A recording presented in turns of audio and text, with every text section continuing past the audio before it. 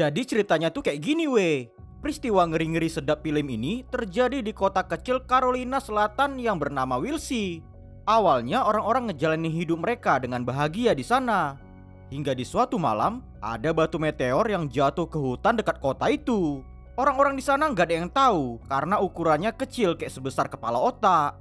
Abis itu kita dikenalin sama seorang pria bernama Grant.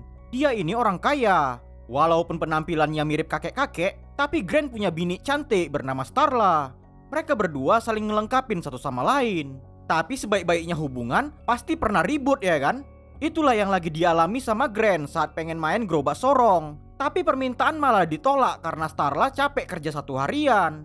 Grant jadi emosi marah dan langsung pergi ninggalin rumah. Dia kemudian pergi ke bar buat minum tua. Di sana kebetulan pula dia ketemu sama seorang teman masa kecilnya, Brenda. Jadi minum-minumlah orang itu dua sampai larut malam. Setelah selesai dari sana, abis itu mereka pergi masuk ke dalam hutan. Udah tau lah kalian mau ngapain ya kan? Namun mendadak ketengok si Grant batu meteor yang jatuh semalam. Karena terotak penasaran, didekatinya lah. Dia pengen tahu benda aneh apa itu. Tapi tiba-tiba aja ya kan, makhluk itu ngeluarin jarum dan lompat masuk ke dalam dada Grant. Langsung terkapar kesakitan dia. Si Brenda yang nengok kejadian itu jadi panik ketakutan. Gak cuma sampai situ aja, si makhluk parasit menggeliat-geliat masuk ke dalam kepala otak. Apa nggak ngeri kali itu ya kan? Abis itu mendadak Grant bangkit bangun. Biji mata dan lubang hidungnya mulai ngeluarin darah. Sekarang pandangannya udah beda. Dia jalan kayak orang linglung. Dari sini kita bisa tahu kalau makhluk parasit udah ngendaliin badan Grant. Setelah kejadian ngeri-ngeri sedap barusan, mereka berdua pun balik ke rumah masing-masing. Ada banyak perubahan aneh yang mulai terjadi ke Grant. Tingkah lakunya udah kayak binatang aja. Di pagi hari itu, Starla ngedatangin lakinya. Dia ngaku salah atas kejadian tadi malam. Sebagai permintaan maaf, diajaklah senam pagi bareng di atas sofa. Abis itu Starla siap-siap pergi ke sekolah buat ngajar. Dan Grant mulai ngelakuin hal-hal aneh. Pertama-tama dia pergi ke Indo April dan beli banyak daging mentah. Sesampainya di rumah, malah tambah gila aja dia. Anjing peliharaan sendiri pun dibunuh. Kemudian dia pergi ke ruang bawah tanah dan pintu digembok biar nggak ada yang tahu apa yang lagi diberondoinnya. Si Starla yang nengok hal tersebut ya tentu aja jadi penasaran. Dia nanya buat apa pula pintu bawah tanah dikunci. Dengan santai Grant bilang kalau dia lagi siapin kejutan buat kado ulang tahun bini tercinta. Badan dan otak Grant sekarang makin dikendalikan sama alien biawak. Kulit juga udah rusak. Ada muncul banyak luka yang nyebar ke seluruh badan. Dan yang paling ngeri kan weh, di bagian yang kena cucuk kemarin ada 2 tentakel aneh yang muncul dari dadanya. Mirip kayak belut. Apa nggak ngeri kali itu ya kan? Semenjak hari itu Grant dipaksa bunuh bininya, tapi masih bisa dilawan.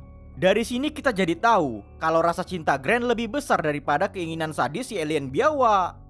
Di suatu malam, Grant pergi ke rumah Brenda, kawan masa kecil yang jumpa kemarin di bar. Gak pakai banyak bacot, 2 tentakel dicucukkan ke perut dan cairan alien dimasukkan ke dalam badannya. Cak kalian tengok, apa nggak sakit kali di kayak gitu kan ya kan? Abis ngelakuin hal gila tadi, kondisi badan Grant makin parah. Mukanya mulai bengkak gak karuan. Pas ditengok sama si Starla, ya jadi terkejut batin lah dia. Tapi Grant malah bilang kalau barusan tadi dia kena sengat tawon. Dan dia juga udah pergi periksa ke dokter. Di keesokan hari, kita dikasih tengok ada banyak selebaran binatang peliharaan yang hilang secara tiba-tiba. Ya tentu aja itu kerjaan gila si Grant buat muasin nafsu makannya yang gak pernah berhenti. Jadi kan weh, semalam itu si Brenda udah dibuat jadi wadah tempat telur alien. Makanya badan udah berubah bentuk dan nafsu makan juga makin gila. Grant ngumpulin banyak daging mentah dan bunuh semua hewan peliharaan buat bayi-bayi alien yang ada di badan Brenda. Polisi dapat laporan dari keluarga tentang hilangnya Brenda dari rumah. Dari kesaksian tetangga, mereka nampak kalau Grant yang terakhir datang bertamu. Makanya itu, polisi langsung datang nyari dan nyeritain masalah itu ke Starla. Ya bininya sama sekali nggak tahu apa-apa. Apalagi Grant lagi nggak ada di rumah saat itu. Gak berapa lama setelah polisi pergi dari sana, tiba-tiba aja Grant muncul dari balik jendela. Wah, udah kayak bukan orang lagi mukanya. Si Starla pikir lakinya lagi kena penyakit berbahaya. Makanya itu dengan panik ketakutan dia langsung nelpon polisi. Namun mendadak Grand datang nyerang badannya sampai jatuh. Dia berusaha bunuh bininya gara-gara dipikir Starla selingkuh sama Pak Pol yang lebih ganteng. Gak berapa lama bersamaan polisi udah datang ke rumah itu. Si Grand yang takut kena tembak langsung cabut pergi aja ngelariin diri dari sana. Pak Pol jadi terbodok diam. Mereka terheran-heran, kok bisa pula tadi si Grand berubah kayak cumi-cumi. 3 hari kemudian, polisi dan wali kota terus berusaha keras nyari keberadaan Grand. Di sini mereka jadi tahu kalau dialah yang selama ini udah matikan semua hewan peliharaan di kota itu. Setelah ngelakuin penyelidikan, Pak Pol Billy tahu di mana rumah yang akan jadi mangsa berikutnya, yaitu di rumah Mr. Otis, yang dimana dia punya 1 bini dan 3 anak cewek. Anak paling besar bernama Kelly. Cantik kali dia ya kan weh. Kalau ngikutin semua titik koordinat, Billy yakin nanti malam Grand akan nyerang peternakan rumah itu. Nggak mesti harus pakai salam tempel dulu. Pak Pol dan pemburu hewan liar langsung ngelilingi lokasi yang udah ditentukan. Mereka siap siaga jagain tempat itu.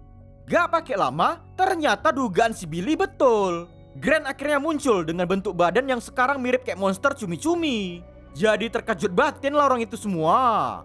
Pas mereka nengok 1 ekor sapi berhasil dibunuh, Starla mendadak ngeberaniin diri datangin lakinya itu. Si Billy dan yang lain gak sia-siain kesempatan. Mereka langsung ngepung Grand buat ditangkap. Gak disangka ya kan, Grand udah gak kayak dulu lagi. Dia sekarang kelihatan kayak hewan buas. Ditengok ada yang sok keras mau ngasih tembakan, jebret! Salah satu pemburu badannya dibelah jadi 2. Waih, ngeri kali bah. Abis itu Grand langsung pergi ngelariin diri masuk ke dalam hutan. Gak mau sampai kehilangan jejak, mereka pun cepat-cepat lari ngejar. Namun langkah mereka terhenti di pondok tua.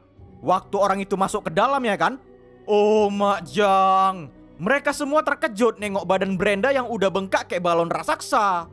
Apa nggak ngeri kali itu ya kan weh? Dia terus ngerasa kelaparan gara-gara bayi alien terus minta dikasih makan daging mentah. Gak taunya ya kan, ternyata itu pancingan si Grand. Dia tahu kalau udah saatnya badan Brenda bakalan meledak lahiran. Pas badan meledak ya kan, jutaan bayi alien berbentuk kayak lintah nyebar kemana-mana. Wih, geli kali aku nengoknya weh. Lintah-lintah itu langsung nyerang mereka dengan cara masuk ke dalam mulut. Abis berhasil masuk, lintah itu ngendaliin otak mereka. Dan sekarang pikiran mereka terhubung ke otak si Grand. Billy dan Starla cepat-cepat nutup mulut. Dan gak disangka cara itu buat mereka selamat. Gak cuma di situ aja, lintah alien pergi nyebar ke seluruh kota. Dan rumah pertanian keluarga Otis yang dekat daerah situ juga kena serang. Tapi beruntung kali si Kelly, cuman dia yang berhasil selamat. Padahal di malam itu dia lagi mandi pula. Pas lintah mau masuk ke mulut, dengan nekat berani dia berusaha narik kuat pakai tangannya. Caklah kalian bayangkan kalau kalian yang kayak gitu weh. Pasti merinding lah seluruh badan.